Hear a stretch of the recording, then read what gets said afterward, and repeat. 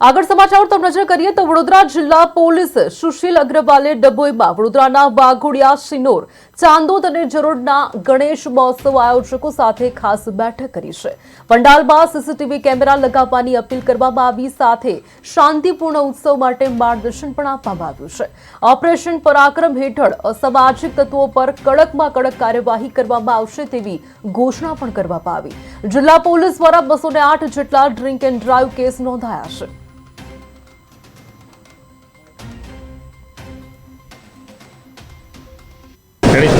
આજે અહીંયા મીટિંગ કરવામાં આવી છે આયોજકો સાથે, શું ચર્ચાઓ થઈ છે અને આગામી ગણેશ મહોત્સવને લઈને પૂરી શું તૈયાર?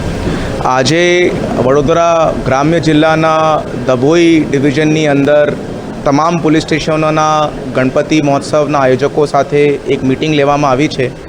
ગણપતિ બાપ્પાનું આ જો તહેવાર સુચારુ રૂપથી કેવી રીતે થઈ શકે છે, લોકોની આસ્થાને પોલીસની વ્યવસ્થા સાથે કેવી રીતે અમે લોકો જોડી શકાય છે તે બાબતની ચર્ચાઓ કરવામાં આવી છે અને લોકોની સમસ્યાનું ઉકાલન કેવી રીતે થઈ શકે છે તે બાબતની પણ સૂચનાઓ આપવામાં આવી છે।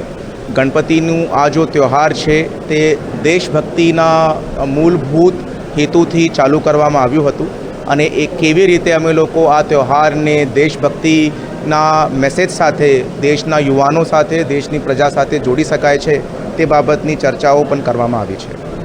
વિસર્જન હોય છે, ગણપતિ મહોત્સવ હોય છે, અનેક સામાજિક તત્વો હોય છે, તે આવી રીતે કંઈક શાંતિ દોરવાનો પ્રયાસ કરતા હોય છે। પોલીસની શું તૈયારી છે, પોલીસનું શું એક્શનદાન છે આ લોકોના? પોલીસ દ્વારા એક ઓપરેશન પરાક્રમ લોન્ચ કરવામાં આવ્યું છે। તેની અંદર સતત પોલીસ દ્વારા પ્રોહિબિશનના કેસીસ, ડ્રગ્સના કેસીસ અને ડ્રંક એન્ડ ડ્રાઈવના કેસીસ કરવામાં આવે છે।